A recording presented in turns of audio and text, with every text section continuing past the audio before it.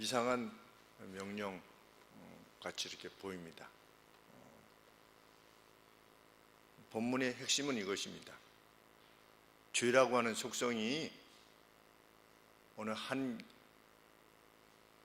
개인의 차원을 넘어서서 그 죄인이 속한 공동체에 속한 것일 수 있다 라고 하는 것이 오늘 본문의 주제입니다. 하나님께서 우리에게 가르쳐 주시려고 하는 것은 가나안 땅에 이제 이스라엘 백성이 들어가게 됐는데 어떤 시체가 발견되는 것입니다. 근데 누가 죽였는지 모르는 겁니다. 분명히 동물에 의해서 죽지는 않았는데 병으로 죽었거나 그러지 않은데 누군가에 의해서 죽은 겁니다. 그런데 누가 죽였는지 모르는 겁니다. 이런 상황이 발생했을 때 내가 안 죽였어요? 그럴 거 아니겠습니까? 사람들이 나도 못 봤어요? 그래요? 아이고 참 안 됐네. 이렇게 하고 그냥 끝낼 수 없다는 겁니다. 하나님은 하나님의 백성인 이스라엘 가운데 어떤 범죄가 일어났을 때 그것이 누가 죽였는지 모르기 때문에 누구를 처벌할 수도 없고 그렇기 때문에 그냥 오리무정 상태에서 과거에 누가 죽임을 당했대. 그리고 끝낼 수 있는 것이 교회가 아니라는 겁니다. 누구에게 책임을 물을 수가 없잖아요. 그런데 하나님은 누구에게 지금 책임을 묻고 있는 것입니까? 이스라엘 백성들에게 책임을 묻고 있는 것입니다. 이것은 죄라고 하는 것은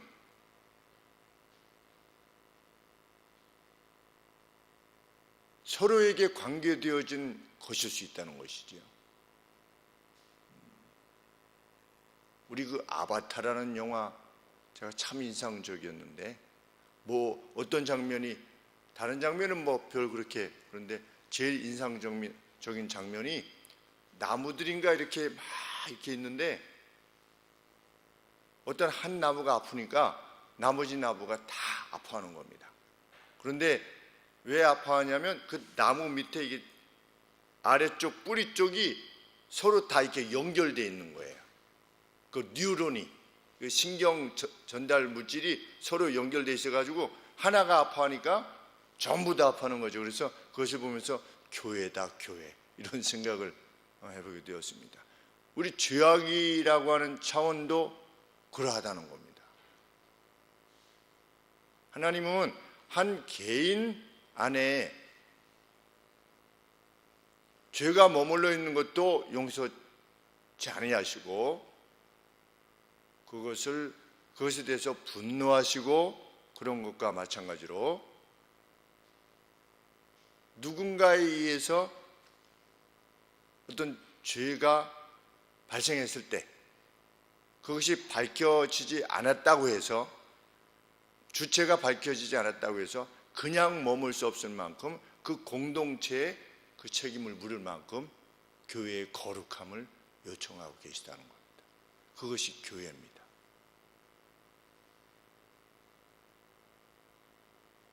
우리 사도 바울이 두 가지 차원에서 언급한 바 있는데 너희는 누구다? 너희는 성전이다 그랬죠. 너희는 성전이다.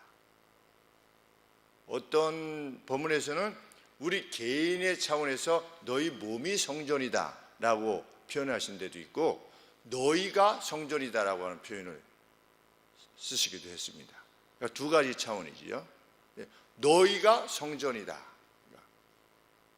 어떤 공동체로서의 어떤 어셈블리, 회중으로서의 교회, 너희가 성전이라는 것입니다. 성전의 하나하나의 돌인 거지요.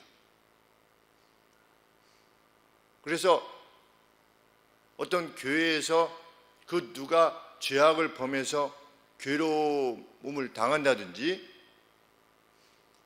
그 죄악으로 말미암는 고통을 당하게 될 때 그리고 죄악이 드러나게 될 때 누가 이렇게 그럴 줄 몰랐는데 죄악을 저질렀네 이런 차원에서 끝낼 수 있는 것이 교회가 아니라는 거죠. 그러면 그 누가 죄악을 행하고 있을 때 가지고 있을 때 실은 그 죄에 대한 책임이 길트가 죄에 대한 책임이 누구의 것이냐? 그 공동체의 것일 수 있다는 겁니다. 그만큼 교회의 성결함을 하나님께서는 요청하신다는 겁니다. 우리 사무엘하 21장에 보시면 연분연 계속하여 3년 동안 이스라엘에 기근이 임하였다. 그래서 다윗이 하나님 앞에 이게 어찌 된 일입니까? 물었을 때 하나님께서 뭐라고 답하셨냐면 전에 여호수아하고 기브온 족속하고 하나님의 이름으로 언약을 맺었지요. 멸하지 않기로. 그랬는데 약 1400년, 한 1350년으로 잡으면 한 1350년으로 잡으면 다윗까지 하면 한 1000년, 그러면 한 350년 정도 이렇게 생각할 때 기브온 족속하고 하나님의 이름으로 언약을 맺었는데 사울가가 기브온 족속을 죽인 겁니다. 그러면 그 다윗이 잘못한 겁니까? 그거 아니지 않습니까? 그러면 이스라엘 백성이 잘못한 겁니까? 그것도 아닙니다. 누가 잘못한 겁니까? 사울가의 사람들이 그 기브온 족속을 죽였어요.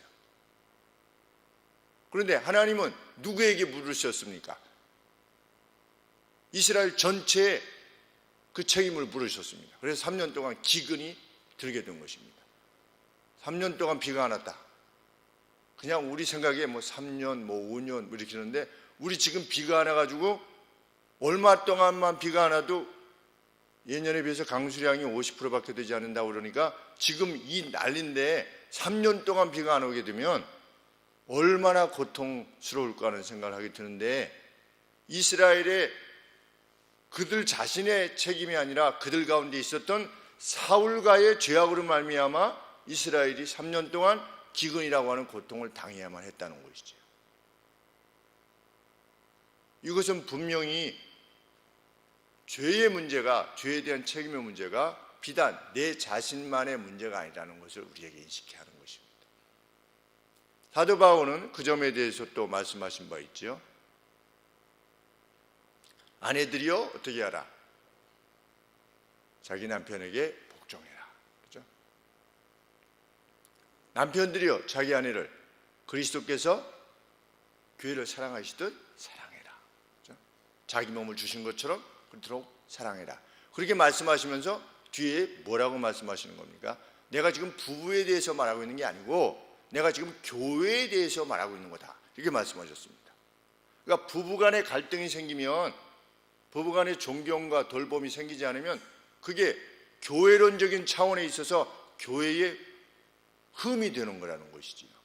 그러니까 부부가 서로 사랑해야 됩니다라고 하는 것이 단순히 부부 단위의 어떤 개인적 차원에서의 어떤 덕을 넘어서 교회론적인 차원에서 그것이 이해되어져야 된다는 것입니다. 우리 하나님의 사람들은 얼마나 우리가 그만큼 하나이어야만 되고 공동체적인 책임을 같이 지내야만 되는가를 알게 됩니다. 그런 인식을 지니고 있을 때 무엇이 가능하냐? 함께 울고 함께 기뻐하는 것이 가하게 되는 것이죠.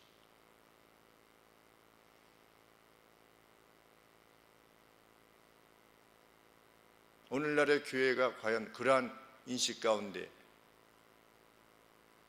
있는가를 생각해 볼 때 계속해서 이스라엘 백성들은 하나님께서 출애굽 시켜주실 때부터 멸망할 때까지 계속하여 하나님의 말씀을 떠났다. 이렇게 명백하게 하나님이 말씀하셨는데도 불구하고 이스라엘이라고 하는 교회는 하나님의 말씀을 떠났다. 오늘 우리는 어떠한가 하는 생각을 해보게 됩니다. 하나님께서 오늘 명령을 주시면서 누군가의 시체가 발견되게 되면 어떻게 하라고 명령하십니까? 그 시체에서 가장 가까운 성읍의 장로들이 속히 암송아지를 끌고 가서 골짜기로 끌고 가서 그 목을 꺾음으로 그 죄책을 면하라, 이렇게 명령하고 계십니다. 누가 죽였는지도 모르는데 그게 무슨 의미가 있는가? 범인이 누군지도 모르는데 왜 하나님은 그런 명령을 내리시는가? 하나님은 죄에 대한 죄책이, 죄됨이 이스라엘 내에 해결되지 않고 남아있는 것을 견디하실 수 없을 만큼 이스라엘의 성결함을 요청하고 계시다는 거죠. 오늘날로 치면 어떤 교회 내에 그 죄에 대한 책임이 해결되지 않은 채로 그냥 남아있는 것을 하나님은 견디하실 수 없다는 것입니다. 그것이 하나님의 거룩이라는 겁니다. 우리가 인식해야 되는 거룩은 그 거룩이어야만 된다는 것입니다.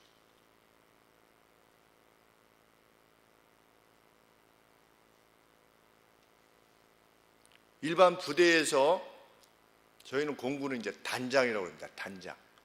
일반 육군은 사단장이라고 그러는데 저희는 단장이라고 그러는데, 단장이 시차를 나옵니다. 단장이 시차를 나온다 이렇게 결정이 되면 한 달 전부터 어떻게 합니까? 그냥 벽칠하고 페인트 칠하고 고장난 거 보수하고 어디 하나 걸리지 않기 위해서 아주 애를 씁니다. 애를 쓰는데 단장님이 도착했어요. 단장님이 도착했는데 미처 못 치운 쓰레기가 하나 발견되는 겁니다. 그러면 병사가 저거 누가 그랬어 저거? 그러면 제가 안 했는데요. 지금 그렇게 생겼습니까? 지금 단장이 헬기에서 내려가지고 지금 이제 내무반 쪽으로 그걸 뭐라고 그러죠? 와서 이렇게 돌아보고 가는 걸 뭐라고 그러는데, 시찰, 네, 시찰, 네, 시찰, 네. 아, 순시, 네, 순시가 들어갔어. 네, 순시하러 왔는데 지금 떨어진 휴지에 대해서 어떤 그 뭔가 보기 싫은 무엇이 있는 것에 대해서 그 부대원들이 서로 제가 안 했어요. 절 누가 줬다 놨지? 이렇게 할 수가 없는 것입니다. 그렇죠? 먼저 보는 사람이 치울 수밖에 없는 겁니다. 왜? 만약에 안 치우면 어떻게 되는 겁니까? 부대 전체에 화가 있는 거죠. 부대 전체.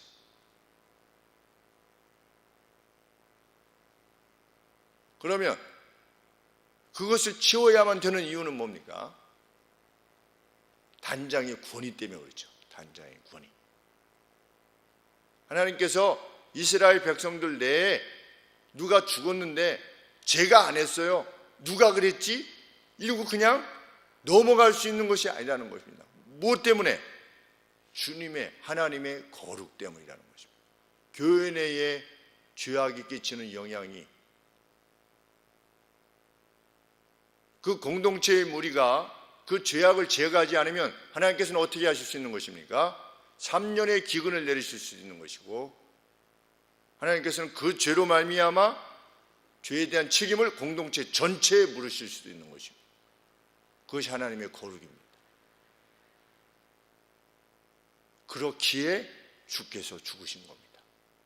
하나님의 거룩은 죄에 대한 그러한 책임을 요청하실 만큼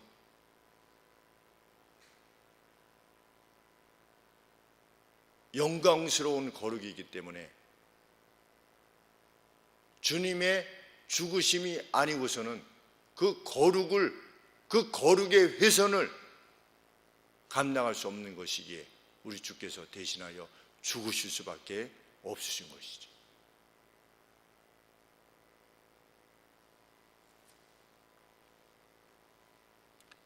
장로들은 이를 위해서 어떻게 해야만 됐습니까? 제사장들이 배석한 채로 제사장들도 같이 배석해야만 했습니다. 아직 농사에 사용되지 아니하는 암송아지를 취해서 한 번도 갈아지지 않고 또 곡식이 심겨지지도 않는 물이 흐르고 있는 골짜기로 가서, 달리 말하면 사람들의 용도로 한 번도 사용되지 않은 골짜기로 가서 그 암송아지의 목을 꺾어라.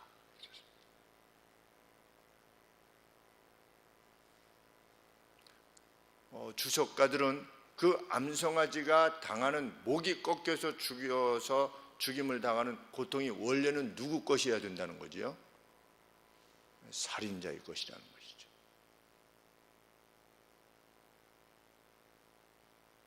우리 이스라엘 백성은, 제사장 그리고 장로들은, 백성을 대표하는 장로들은 그 살인자가 마땅히 이 죄에 대해서 이 같은 고통을 당해야 될 것임을 저희는 함께 확신합니다. 이 죄를 범한 자는 이런 하나님으로부터의 진노를 당해야 되는 것이 우리의 심령입니다 라고 하는 것을 하나님 앞에 표해야 된다는 겁니다.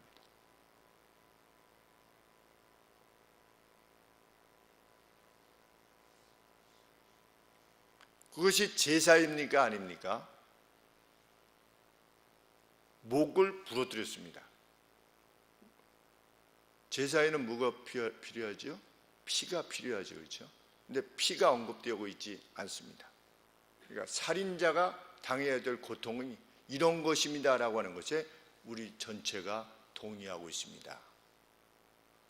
밝혀지지는 않았지만 우리 가운데 있는 그 죄에 대한 책임을 용서하여 주시옵소서 라고 하나님 앞에 고해야 된다는 것이죠. 그리고 그 성읍의 장로들이 어떻게 해야만 된다? 목이 부러뜨려진 그 암송아지 위에 물로 손을 씻어야 했다.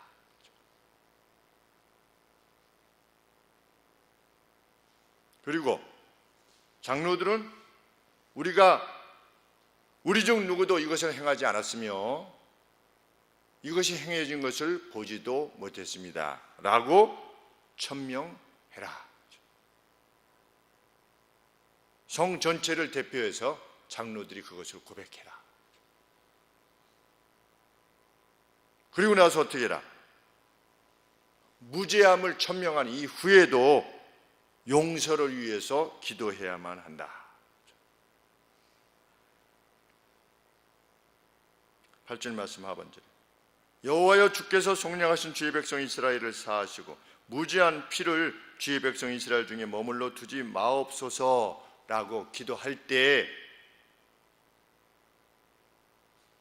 그 피 흘린 죄가 사함을 받게 될 것이다.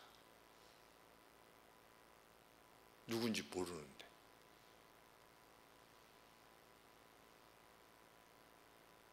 무죄함에도 불구하고 공동체는 여전히 그 범죄에 대한 책임을 지고 있음을 보게 됩니다. 우리 중에 누구도 안 했습니다 라고 하면서 끝나는 게 아니라 일어난 범죄에 대해서 책임을 지고 있는 것입니다.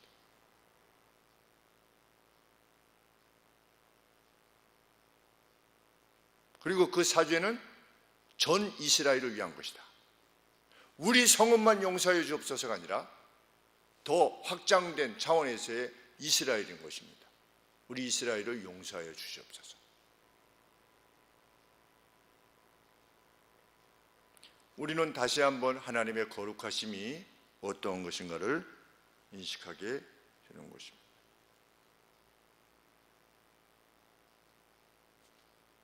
자기 백성 가운데 거하시는 하나님을 인해서 그분이 계시는 곳을 정결케 하고자 하는 목적에서 속죄가 이루어져야 될 만큼 하나님은 거룩하시다. 그래서 우리 레위기 16장 이하에서 보면 하나님께서 그 지성소 안에 있는 속죄소를 정결케 하고 그리고 그 속죄소가 있는 그 성막을 텐트를 정결케 하고 그 다음에 텐트 앞에 있는 그 제단 그것을 피를 발라서 정결케 하고 그리고 염소 2마리를 통해서 한 마리는 잡고 한 마리는 아사셀 그 염소는 광야로 보내가지고 하나님께서 시각적으로 무엇을 보여주시냐면 이 이스라엘 중심에 중앙에 뭐가 있는 겁니까? 하나님의 텐트가 있는 겁니다. 회막이 있는 것이죠. 그리고 회막의 중심이 뭡니까? 그 지성소지요. 하나님이 이스라엘 백성의 가장 중심에 계시다라고 하는 것을 표현하신 것인데, 하나님께서 그 피를 통해서 그것을 정결케 하실 때에 어디부터 하시냐면 하나님의 그 법궤가 있는 속죄소를 정결케 하시고 성막을 정결케 하시고 좀 더 확장되어서 제단을 정결케 하시고, 그 다음에 제단 밖으로 뭐가 나가는 겁니까? 이스라엘의 죄를 지고 이 염소가 저 광야로 나가는 거지요. 그래서 마치 여호와의 보좌 중심으로부터 어떤 죄악이 점점점 이렇게 쓸려져 나가는, 깨끗하게 씻겨져 나오는 것을 시각적으로 하나님께서 보게 하셨습니다. 그것을 통해서 하나님이 함께 하시는 그 이스라엘 내에 죄를 결코 용납하실 수 없다라고 하는 사실을 이스라엘 백성들에게 보여주신 것이지, 오늘의 교회입니다. 우리는 우리 개인적인 차원에서의 죄, 하나님과의 나라고 하는 차원에서의 그 죄에 대한 책임뿐만 아니라 내가 하나님 앞에 온전하게 행하지 못하게 될 때 그것이 내가 속해 있는 하나님의 교회, 이스라엘에게 영적 책임을 묻게 되는 그런 역할이 이루어지게 되는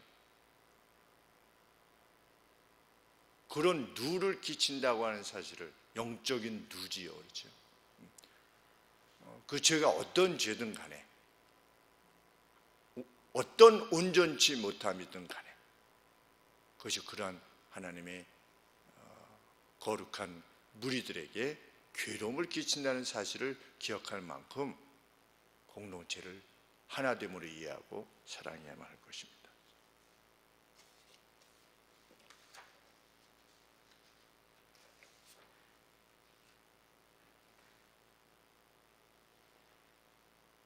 죄, 그 죄에 대한 새로운 인식이 우리 가운데 있기를 소원합니다.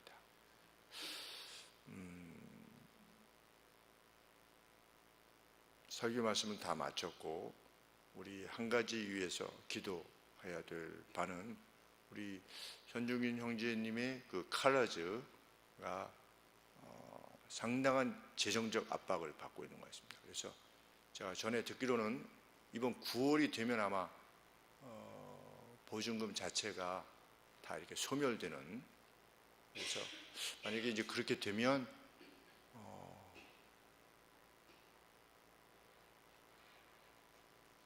이제 차입으로 말미암은 어떤 그 이자 지급 이런 상황들이 심각한 문제에 직면하게 될 것입니다. 그렇게 되면 거주의 문제에 있어서도 문제가 발생하게 될 수도 있는, 아주 어떻게 보면 굉장히 심각한 상황 가운데 처해 있는데, 하나님께서 우리 여타의 형제들에게 하나님의 놀라우신 방법으로 회복의 길을 열어주시고 또 살 길을 열어주신 것처럼 하나님께서 길을 열어주시옵소서. 아들이 그러한 어려움 가운데서도 아동부 부장으로서 힘을 다해서 섬기고 있고, 또 우리 어린 영혼들을 위해서 힘을 다하고 있는 것을 우리가 주지하는 바와 같습니다. 다시 한번 하나님의 도우심이 어떻게 또 우리 사랑하는 형제에게 향하실 수 있는가에 대해서 다시 한번 교회가 하나님 앞에 감사와 영광을 돌릴 수 있는 그날을 허락해 주시옵소서. 우리 합심해서 한 3분 정도 같이 기도하겠습니다.